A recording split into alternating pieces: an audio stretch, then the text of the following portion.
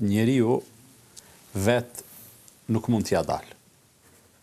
Do të kërkojmë mbështetje. Absolutisht, asnjë gjë prej gjëje në jetën tonë nuk kemi mundësi ta bëjmë, po nuk na mbështeti, nuk na ndihmoi apo nuk na përkrahu Allahu fuqiplot.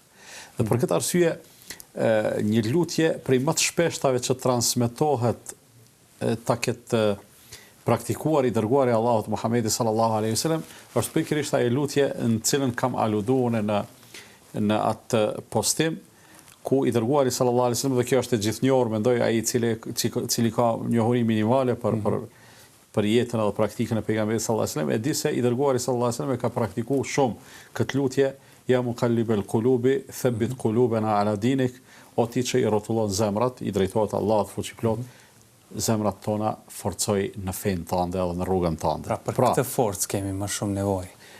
Shif, Allahu i madhruar, sikurse e pranon vet i dërguari sallallahu alaihi wasallam, është ai i cili i bën që thjesht mjafton të mungoj përkrahja e Allahut edhe njerëzit të devijojnë. Nuk është se Allahu i devijon njerëzit nga rruga e drejtë. Mirë po mjafton t'i lëj ata në pamshirën e vetvetes. Dhe ata devijojnë. Ndërsa i dërguari sallallahu alaihi wasallam, duke qenë shumë i vetëdijshëm për këtë fakt, thot zemrën time edhe zemrat tona, se ka në versione edhe të njëjësit edhe të shumësit kjo lutje. I dërguari bën këtë lutje. I dërguari e bën këtë lutje, i dërguari dhe i garantuari. Do thonë njeriu i cili ka qenë i garantuar se do të jetë i shpëtuar, ka qenë i garantuar se do t'ia dalë, ka qenë në një farë mënyrë i garantuar se do të jetë stabil, parimor, i qëndrueshëm gjatë gjithë jetës së tij, megjithatë e bë këtë lutje. Për çfarë arsye? Për arsye se krahas këtyre garancave ai ka qenë shumë i vetëdijshëm se ishte njeri, edhe ka mundësi që të përballet me sprovat me të cilat përballen njerëz të rëndomt, madje lirisht mund të them se sprovat që i pati i dërguari sallallahu alaihi wasallam ndoshta i të i kalojnë nivelin, intensitetin, forcën goditëse të sprovave të njeriu të zakonshëm. Dhe gjithë këte i dërguari sallallahu alaihi wasallam padyshim që e ka bë, po mendoj te i kalimin e këtyre sprovave me sukses, e ka bë me ndihmën, me përkrahjen e Allahut fuqiplot, nga se ai ka qenë i ruajtur edhe i ndihmuar edhe atëherë kur nuk ka qenë i vëmendshëm, edhe atëherë kur nuk ka qenë i vetëdijshëm, pra para se të bëhej pejgamber.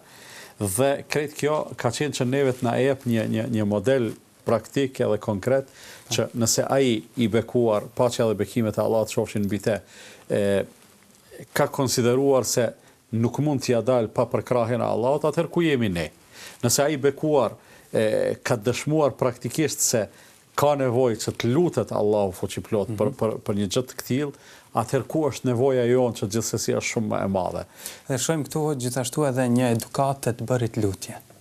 Pra, si rob e pranon që vetëm Zoti është ai që rrotullon zemrat, pra e përpilon lutjen bukur, pastaj edhe kërkon prej Zotit. Lutja në vetvete, lutja në vetvete është një manifestim sublim i përuljes edhe nënshtrimit ndaj Allahut fuqiplot. Për arsye se njeriu ose është në pozicion që të bëj lutje, ose që t'jap urdhra. Nëse je më lart se dikush, ke mundësi që t'japësh urdhra. Nëse je në nivel të barabartë, mund të bësh kërkesa, mirë po prap nuk ke garancë se do të plotësohen kërkesat tua. Nëse je në nivel të ulët, do të bësh lutje. Dhe duke qenë se relacioni jon me Allahun fuqiplot funksionon në vijën vertikale, ku sa më shumë të pranohet madhështia dhe lartësia e Allahut fuqiplot.